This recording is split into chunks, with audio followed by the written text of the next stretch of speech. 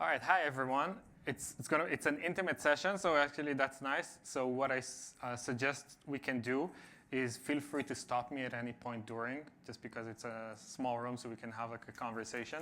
So please, if you have any question during the presentation, just stop me and ask, and we can discuss. Okay, so we're going to talk about how do you stream with Iceberg and in production. So I'm Yuval, I'm the CTO at Rift. We're a startup, and we do everything from Iceberg management and automation. So we get to see a lot of Iceberg deployments, and we get to see how customers basically destroy their lakehouse from time to time, specifically around streaming use cases. So we gathered some of the insights and kind of pitfalls that we've seen over the years, and I want to share that with you. Quickly, does anyone here in this room already streaming with Iceberg? And when I say streaming, I mean like, let's say micro batching every few minutes, every few seconds, something like that. Okay, very cool. Cool. Yeah, I don't know. When people say streaming, I don't know. There's different meanings, but basically writing in a very high throughput. Okay, so a bit of history on streaming with Iceberg in general. So at first, when Iceberg kind of came out from Netflix, basically there was one client that could stream into Iceberg, which was Spark Streaming. That kind of changed very quickly over the years. So the next ones to pick up were Trino, Kafka, and Flink, which are, I think, maybe take 70% of the workload today for streaming in general. And then basically today we have a bunch of options from open source to managed solutions. So you can kind of stream with almost whatever you want. So it's very easy to set up. Again, easy to set up, but hard to manage. And that's what we're going to talk about today. So first, a bit of a kind of primer about what's happening when you're actually streaming to Iceberg. So I'm guessing that you all know and familiar with Iceberg snapshots and inserts. So once you write an Iceberg snapshot, basically this set of files is being created from the metadata JSON, manifest list, the manifests themselves, and the data files. Now, the mental model I want you guys to have for this presentation for streaming is, imagine this is one tick of the stream, so one micro batch, and this happens, let's say we're streaming every 5 seconds. So imagine how many 5 seconds there are in a minute, an hour, a day, a month, a year. So we're talking about hundreds of thousands of these ticks per the amount of time that you're talking about. Which means that if you're creating all of this kind of set of 4 files per tick, you're creating basically millions of files, right, in a very short time. And that's very, very, that's a very common situation. That's not something that's special only for like Netflix scale or something like that. That's easily, if you're streaming, it's actually, what's interesting is that it doesn't depend on the amount of data you have. It depends on the SLA and the latency that you have. Even if you have a low amount of data, you're still creating the same amount of files, right? Maybe you're not creating as many data files, but you're definitely creating metadata files. So imagine creating millions of those. So you're creating this set, and then the next tick, and then the next tick. And this is when you're doing a classic append. Now, when you're merging, if you're merging it during the stream, this actually becomes even more complicated, because there are additional files that are getting created, right? If I come here, basically we have the same exact number of files, but now we're also adding those delete files, whether those are quality, positional, and we'll talk about that in a sec. But that gets even more complicated, and adding more and more files getting created each tick. Actually, I have this. So I wanted to talk today about the 3 biggest challenges, and maybe the 3 ways that we see customers destroy their lakehouse today. And that is small files, active storage, and merges. And I'm going to explain about each one of them, and then basically how to solve that in production, or some tips on how to do that. OK, so starting with small files. OK, so if you're not familiar with the small files problems, and it's kind of like a very famous problem, just to touch up on why is it such a big issue. And the reason is that you see all of those files here that are getting created, and people think that sometimes that small files problems is the small data files problems, but that's not entirely true, right? The small metadata files problem is the same exact problem, sometimes even worse.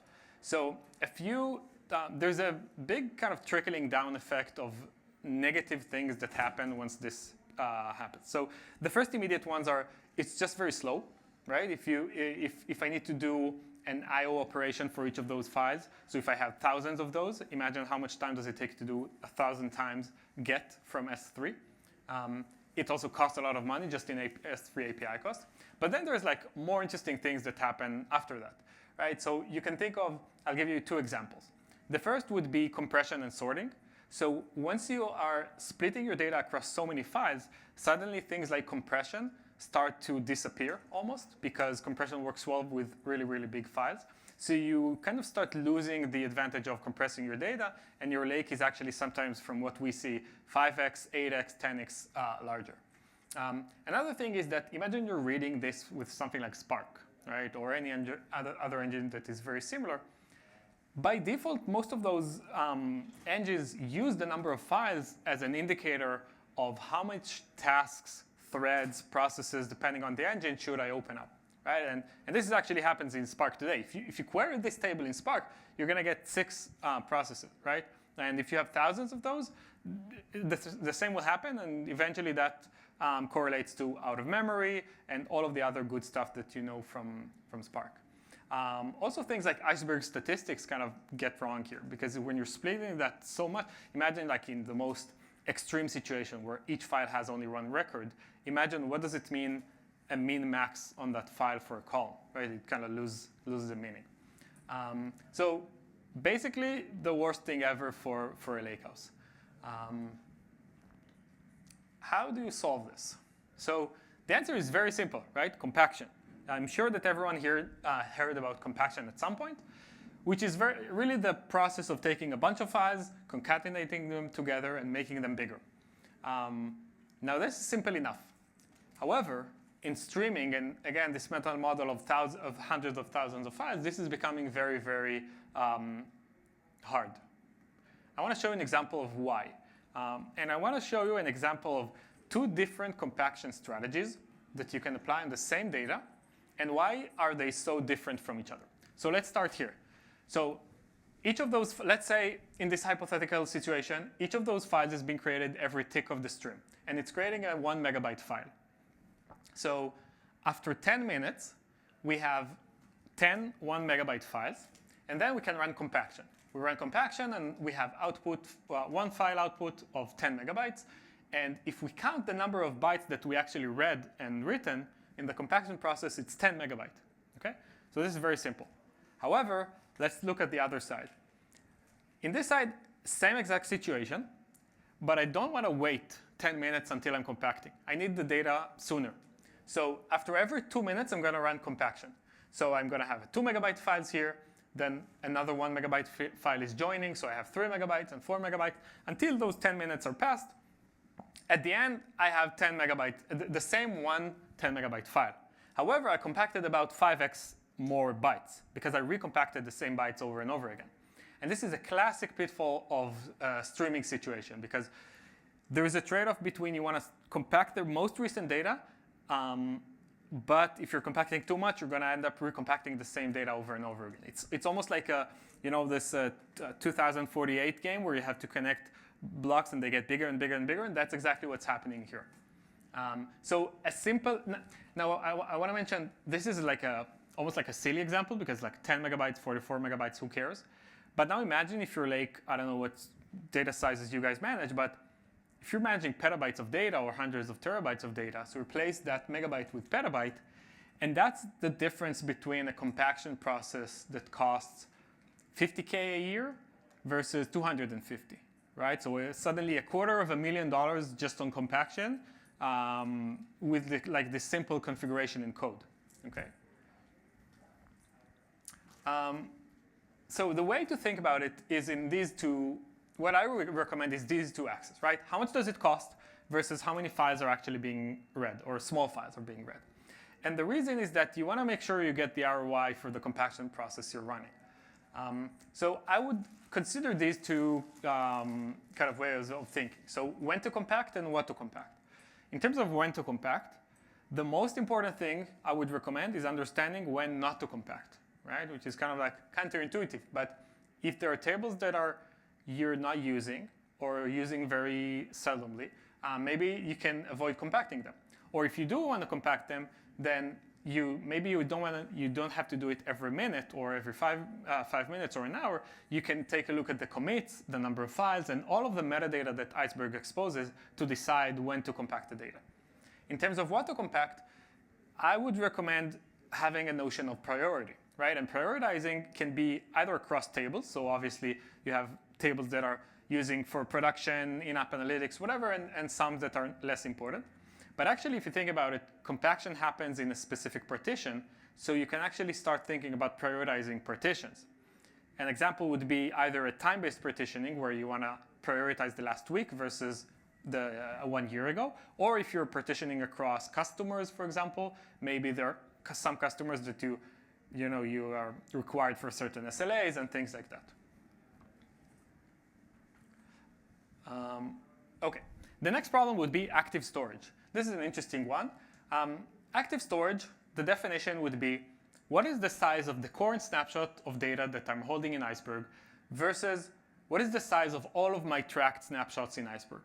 Okay, as you know, Iceberg, you preserve a trail of snapshots. It allows you to do time travel and etc. And we'll see why those can be very far from each other in a sec. And actually, if you want to take this further, you can also take a look at this is not working, the total size of the bucket, right? Which might include even more data, like orphan files and things like that. Now, why would those two numbers be so different from each other? So again, the streaming mental model. So we have 1 megabyte files coming in each tick of the stream. So we have 2 files getting created, and then I'm running compaction. So those 2 files are getting accumulated into a bigger file. Another file joins. I'm compacting them together, 3 megabyte file, et cetera, et cetera.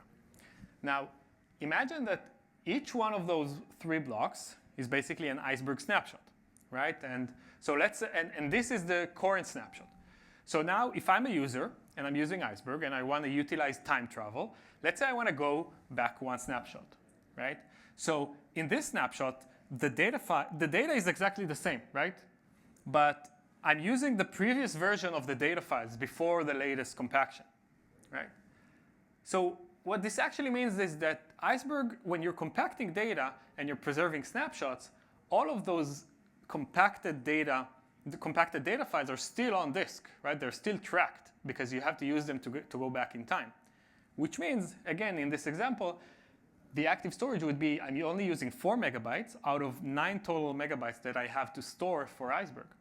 And again, do the same trick and replace the megabyte with a petabyte. And that's the difference between, again, paying $400,000 a year for AWS storage versus $900,000. Right? It's kind of like a bit insane when you think about it in those big numbers. And that happens if you're not managing snapshots and compaction properly. So how do you solve that? So usually you do a snapshot retention strategy. So you say, OK, we don't need to go back in time more than 7 days. Let's expire snapshots after 7 days. Why does this break in streaming? Because in 7 days, you can have so many snapshots accumulated. You can have basically 50K snapshots accumulated in 7 days, which is why I recommend when streaming data not using a relative time strategy, but actually using an absolute number of snapshots strategy. So saying, I only want to store 1,000 or 10,000 snapshots, maybe have some backup snapshots if I want to go back more than that, so maybe a monthly snapshot or anything like that. And avoiding storing that compacting data because that's going to cost you a fortune. And what we usually try to do is aim for about 85% of active storage at least. A lot of the time we go to customers and we see easily 50%, 30%, 20%. And the thing I think about with Iceberg is it's just very hard to see that. Like if you go to a table, it's impossible to see. You have a table, it looks fine, it has the right data. You don't really understand that the Iceberg metadata actually stores so many snapshots behind the scene. Now I want to talk about the last problem here. By the way, maybe I can stop here for a sec. Any questions so far, either for compaction, snapshots, streaming in general, something I can kind of clarify. Yeah. The number of snapshot-based strategy to clean up, right? So how do we pick that number if I have to say that I have to always have the capability to roll back, like say 7 days before, right? But I don't know how many snapshots are getting created in that 7 days. Yeah. So it's a great. So the question was, how can I know if I want to go back a week? So how many snapshots do I have to store? And the answer is actually if that's your requirement, you need to separate that requirement from the snapshot retention strategy, which is a bit counterintuitive. And what you want to do is, again, perform backups.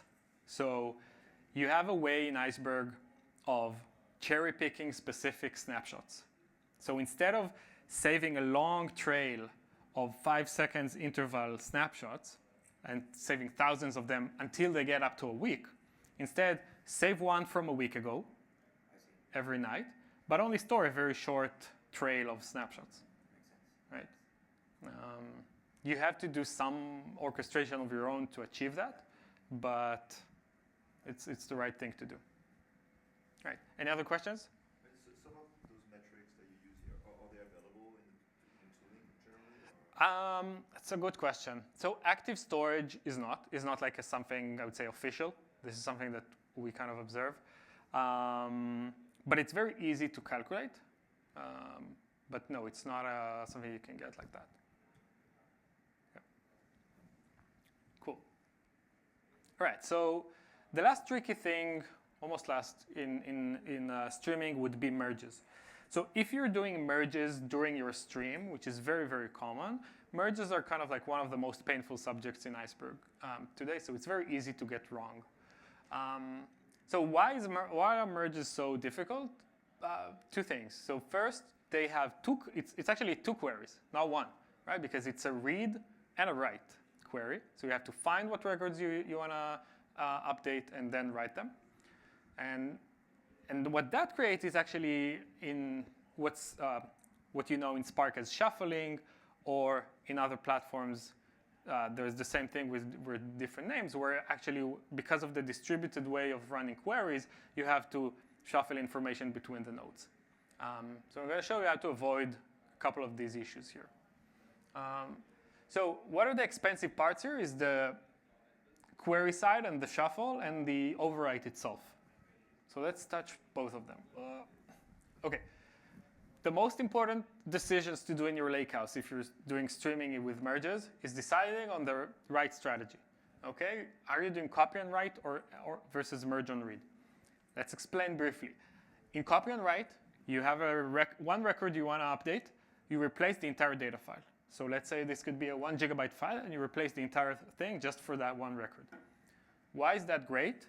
Because if I'm an engine, and you do select star from, and I need to query this data is ready to go. It's fast. I don't have to do anything. What's the problem? It just takes a lot of time and compromises for streaming latency.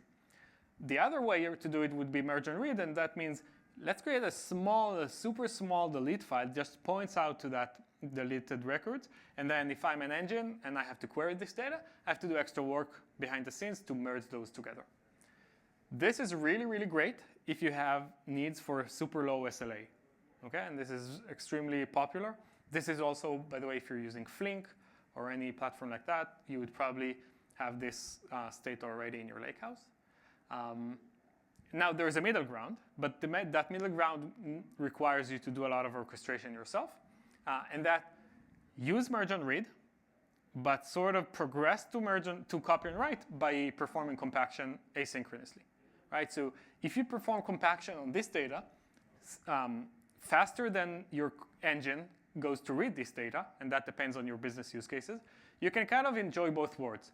You're trading off more compute to do that, but you can have a super low latency stream with ready-to-go data for query. So I think that's the most important decision to do when you're streaming with merges. Now, the second thing is regarding that shuffle phase. How do you avoid that shuffle phase? Now, there's this thing called storage partition joins. And that's a super cool optimization that's kind of like evolving in the last year. So what does this mean? So basically, without SPJ, what's happening is that, let's use Spark again as an example. Each executor of Spark is trying to understand which of the data am I responsible to search the updated records on. Let's say you're merging on the last month, and your partitions are by day. So all of these executors are starting to shuffle the data between them. With SPJ, Spark and Dremio and other platforms can actually take advantage of the fact that they can read the Iceberg metadata, and they can actually know which partition does each data file corresponds to. So an executor can say, OK, I'm going to be responsible only for this specific day. And it will limit the amount of data that I'm reading. But the advantage is I don't have to do any shuffle, because I know for sure that no other executor have data from this specific day. And what that gives you is that each executor takes responsibility for different partitions. So you see, this is took 4, 5, 6, 1, 2, 3. They eliminate the shuffle phase entirely, and then look for their records and just join them at the end after filtering. And that can be super much faster than without doing it, because shuffle is the slowest. It's the slowest part of this plan. By the way, if you look at the plan, the explain for your queries, if you see a shuffle phase, it means that this does not work, right? To do that, there is only one constraint. What you have to do is make sure that the source table that you're merging from and the destination table you're merging to, they share the same partition spec. So if this is partitioned by day, this is partitioned by day. If this is a month, this is month. If the partition specs do not align, storage partition joins cannot really work. But a lot of the times, this is really the case. They align because your data kind of behaves the same. And then that's something to look for. The last subject would be commit conflicts. Commit conflicts are very annoying, to be honest. And they specifically happen in streaming a lot. They specifically happen in streaming when you are compacting data, and specifically when you are doing merges. And if you're doing all three, you're almost bound to have commit conflicts, right? Because you almost like 3 writers or 2.5 writers competing on the same data files. What can you do with commit conflicts? The first, and kind of, it's almost obvious, but actually a lot of people do not get this right. Iceberg can retry.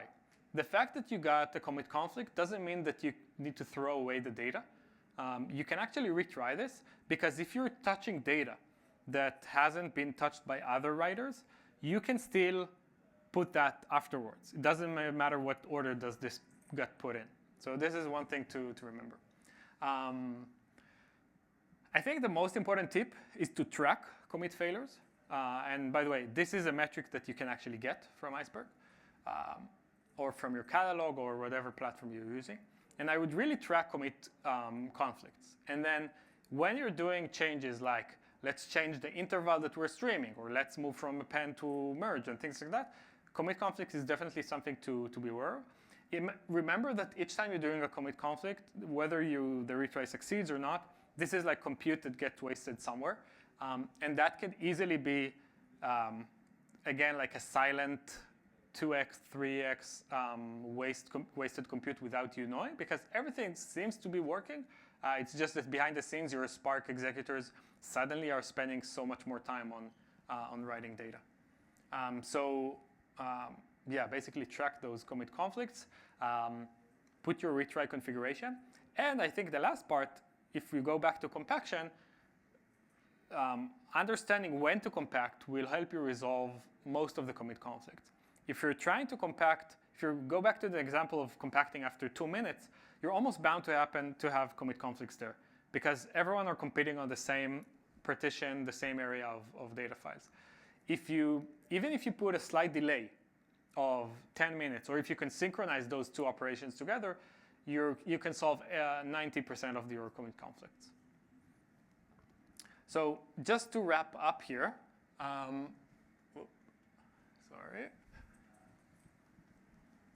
So a few takeaways, and this is basically what you need to remember from the session. It's possible to stream into Iceberg. It works. Everyone are doing it all around the world. We see customers streaming into Iceberg in petabyte scale, in very, very high throughput, with micro batches of up to 1 second, basically. So it really works. You just have to know what you're doing, basically. So the first thing is measuring your compaction and kind of tweaking the strategy of when to compact and what to compact to make sure you're not recompacting the same data over and over and over again. Active storage is, again, this kind of silent issue that you cannot really see by looking at your table unless you're actually calculating it. I can almost guarantee you guys that you are paying for more storage than you're actually using, and sometimes a lot more because you don't know what are the previous snapshots referencing. And if you're doing merge, do it responsibly, meaning first, actively decide, are you going to merge and read or copy and write? If you're doing merge and read, make sure you're compacting that merges afterwards, and make sure that all of the merge optimizations like SPJ are turned on in your lakehouse. And that's it.